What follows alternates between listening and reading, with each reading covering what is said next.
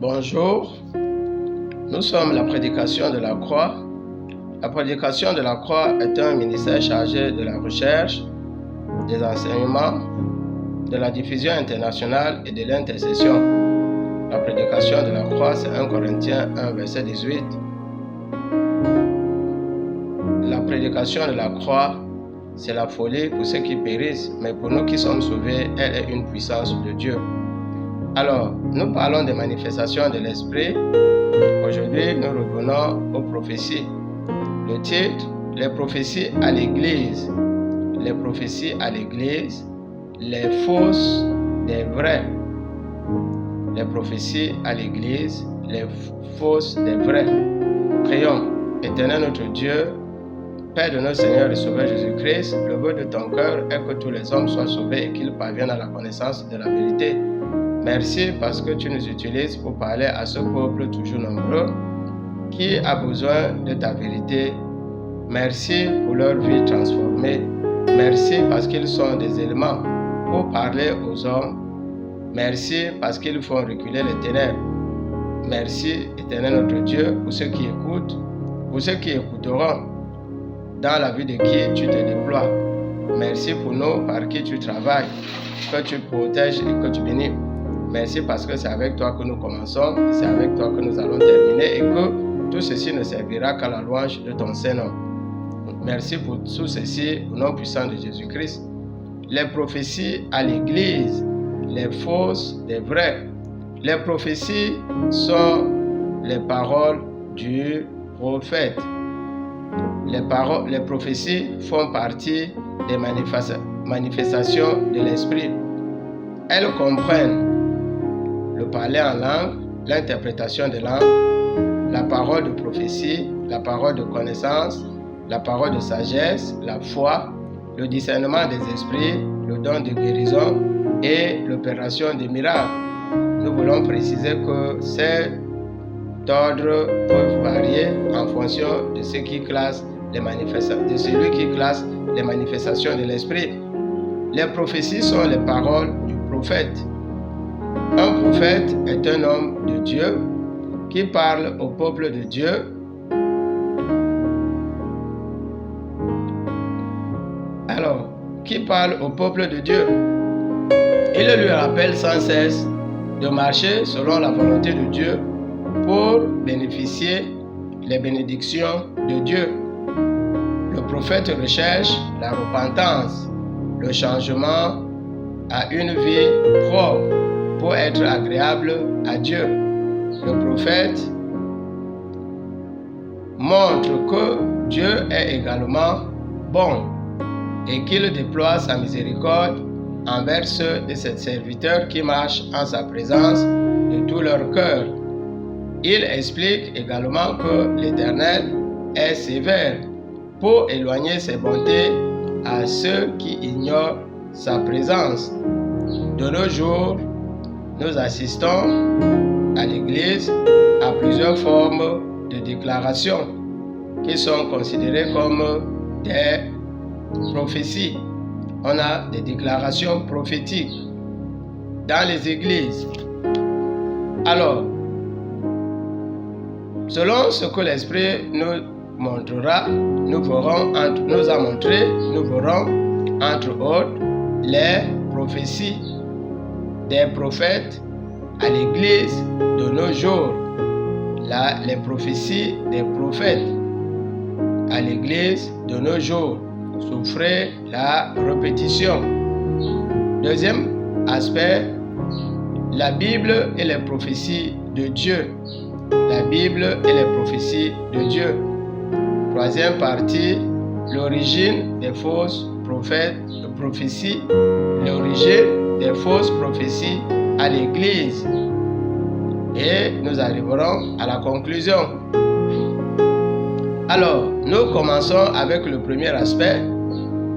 Les prophéties des prophètes dans l'Église de nos jours.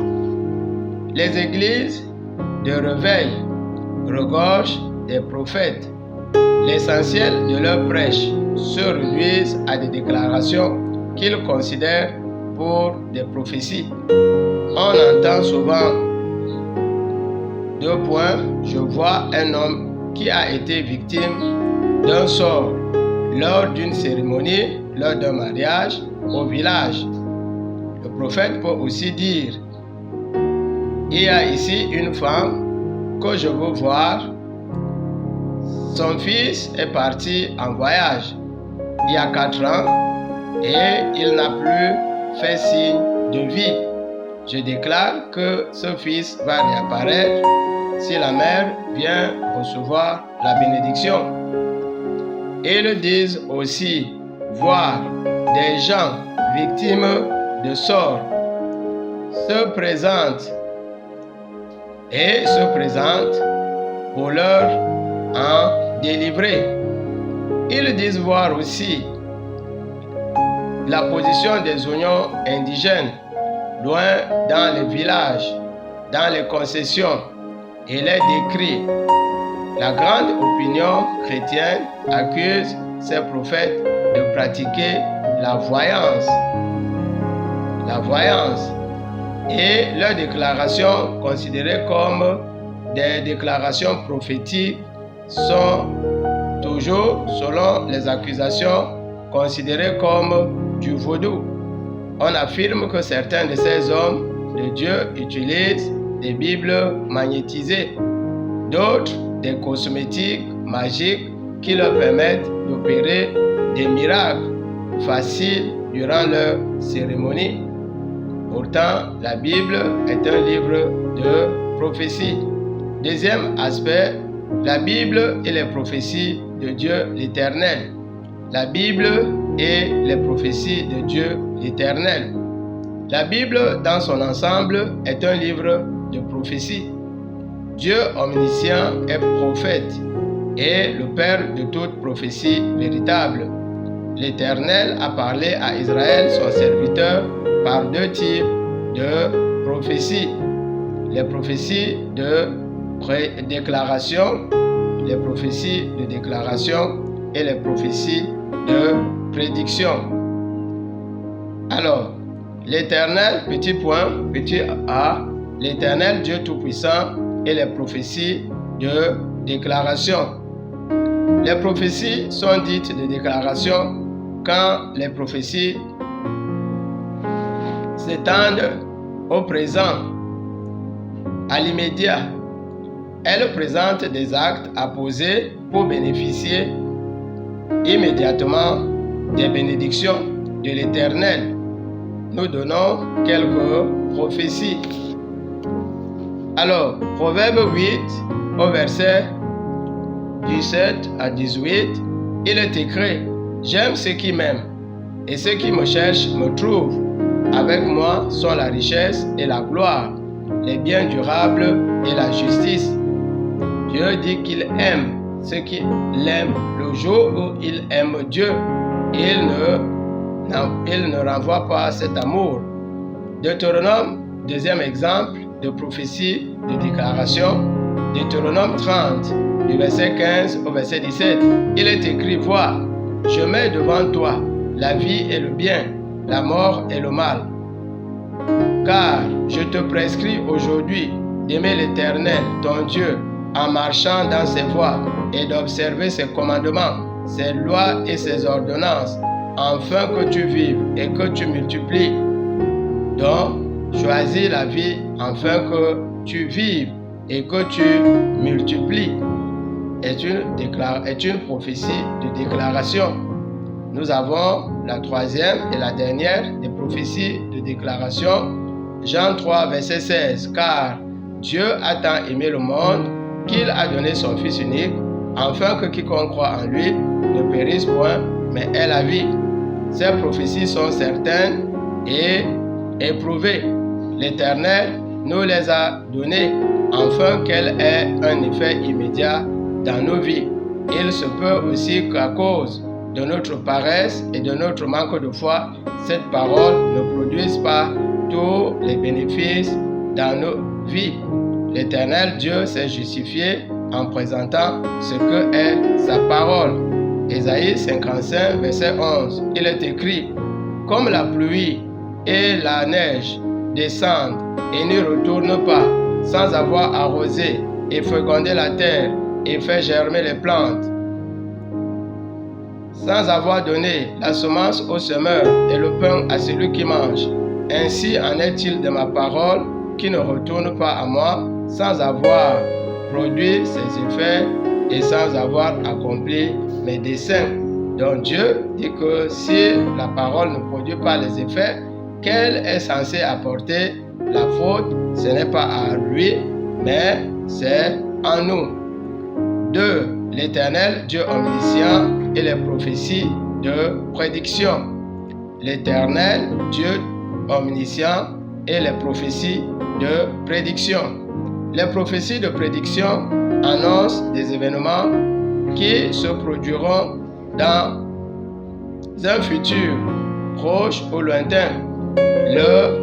Les prophéties de prédiction annoncent des événements qui se produiront dans un futur proche ou très lointain. Un prophète sera d'autant plus vrai que ce est digne d'être cru que ce qu'il prophétise, que ce qu'il prédit s'accomplit, que ce qu'il prédit s'accomplit dans les détails.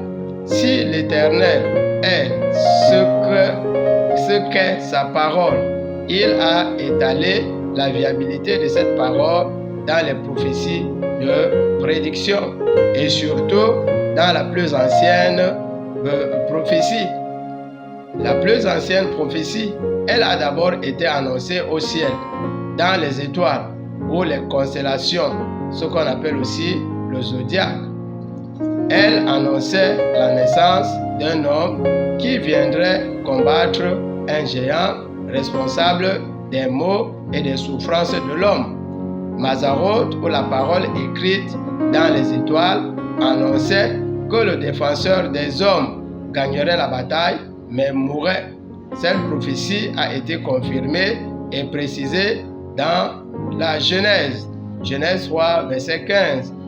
Genèse 3, verset 15, il est écrit: je mettrai une inimitié entre la femme, entre toi et la femme, entre la postérité de la femme et sa postérité.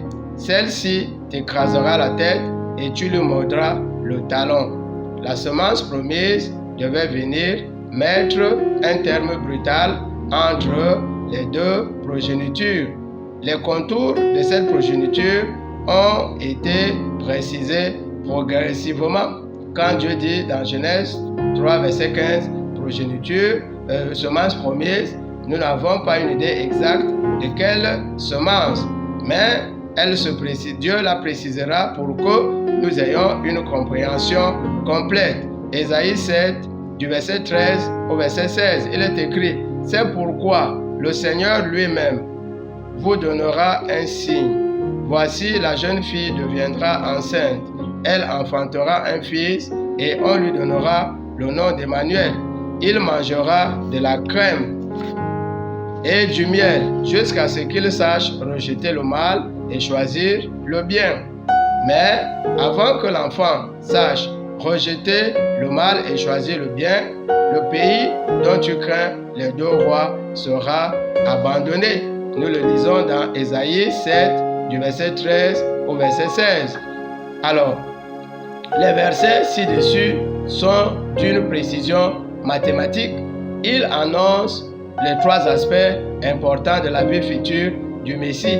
Ils prédisent sa naissance miraculeuse d'une vierge. Les versets présentent aussi son régime alimentaire. Il devra manger du miel et de la crème.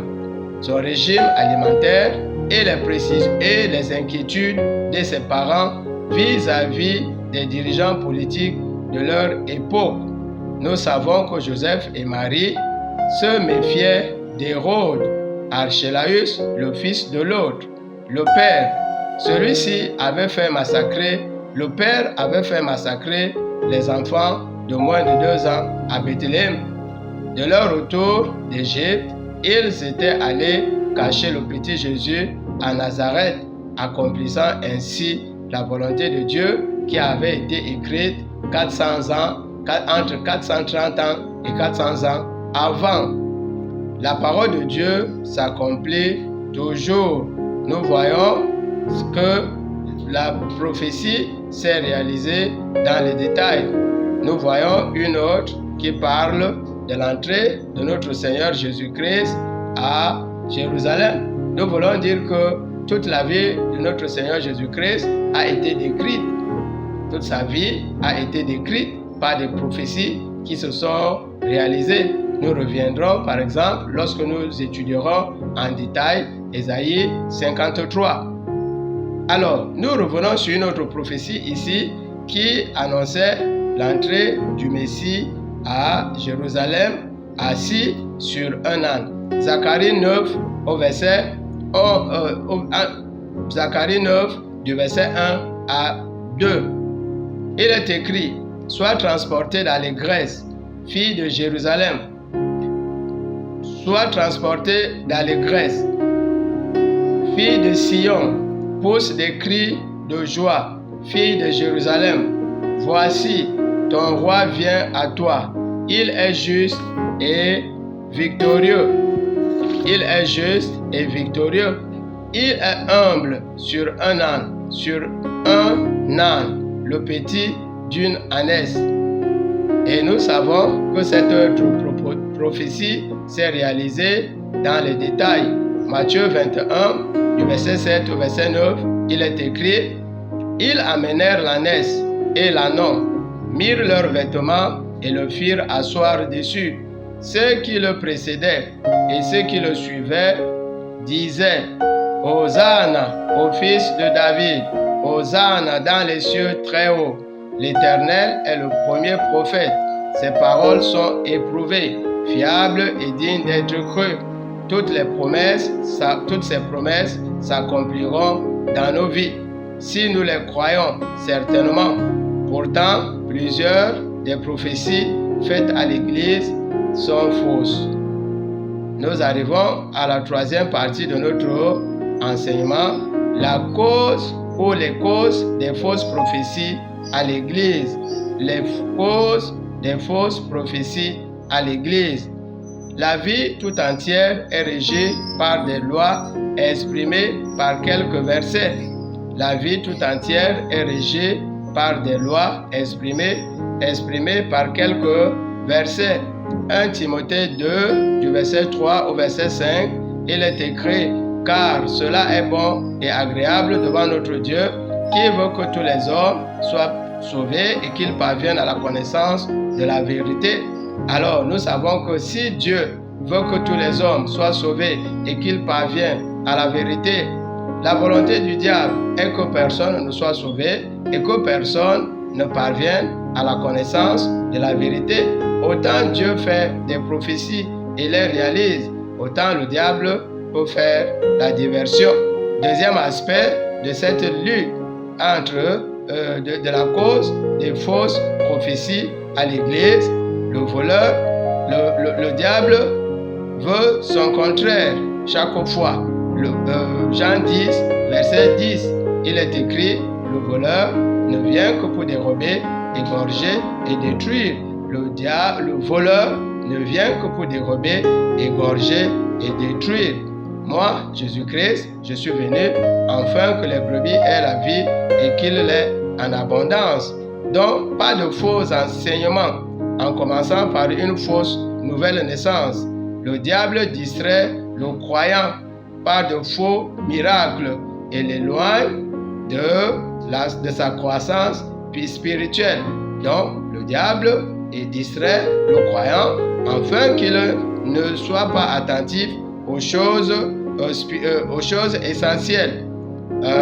Nous avons, par exemple, troisième aspect, entrer par la porte étroite, car large est la porte, spacieux le chemin qui mène à la perdition, et il y en a beaucoup qui entrent par là. Mais resserrer le chemin étroit, resserrer la porte, resserrer le chemin étroit, la porte qui mène à la vie, et il y en a peu qui le trouvent. Donc, les hommes vont être tentés toujours par passer par une porte qui est large et un chemin spacieux, mais c'est un chemin de la perdition. Et Apocalypse nous dit que le nombre de personnes qui seront perdues est comme le sable qui est au bord de la mer. Pourquoi les fausses prophéties? Parce que les gens sont égarés et veulent égarer les autres. Le Seigneur Jésus disait dans Matthieu, « Malheureux pharisiens hypocrites, parce que vous avez fermé les portes du royaume des cieux. Vous n'entrez pas vous-même et vous empêchez ceux qui voudraient entrer. » Il y a une lutte entre Dieu qui veut la vérité et le diable qui est le père du mensonge, de la distraction. Les prophéties à l'église, les vraies des fausses. En guise de conclusion, nous disons que nous devons être attentifs pour chercher premièrement le royaume et la justice de Dieu à travers sa connaissance. Matthieu 17, verset 3 dit « Or, la vie éternelle, c'est qu'ils te connaissent, toi le seul vrai Dieu et celui que tu as envoyé. » Nous prions Dieu que nous soyons ceux qui auront plongé leur regard dans les choses essentielles, afin que, au dernier jour, nous puissions dire, comme Paul, j'ai combattu le bon combat, j'ai achevé la course, la couronne de vie m'est réservée. Prions. Éternel notre Dieu, Père de notre Seigneur et Sauveur Jésus-Christ, merci pour ces enseignements que tu déploies de plus en plus. Merci pour ton peuple toujours nombreux. Merci, Éternel notre Dieu, parce que tu ouvres véritablement les portes de puissance et d'abondance dans leur vie. Tu guéris les maladies. Tu as pourvu au visa. Tu as trouvé de l'emploi. Afin que l'on sache véritablement que tu fais la différence entre Israël et l'Égypte. Merci parce que tu continueras à nous donner de la connaissance pour ton peuple qui est chaque jour nombreux. Merci parce que tu agiras toujours dans nos vies, dans celles de ceux qui nous sont chers et dans celles de nous, tu mettras la paix dans nos pays respectifs, afin que nous puissions chercher à te connaître dans la paix, la joie et la prospérité et que jamais nous ne soyons frustrés de notre relation avec toi. Dieu, Dieu, Dieu, à toi l'honneur, la puissance, la gloire, toi qui écoutes qui exauces, nom puissant de Jésus-Christ, le Saint et le juste. Amen.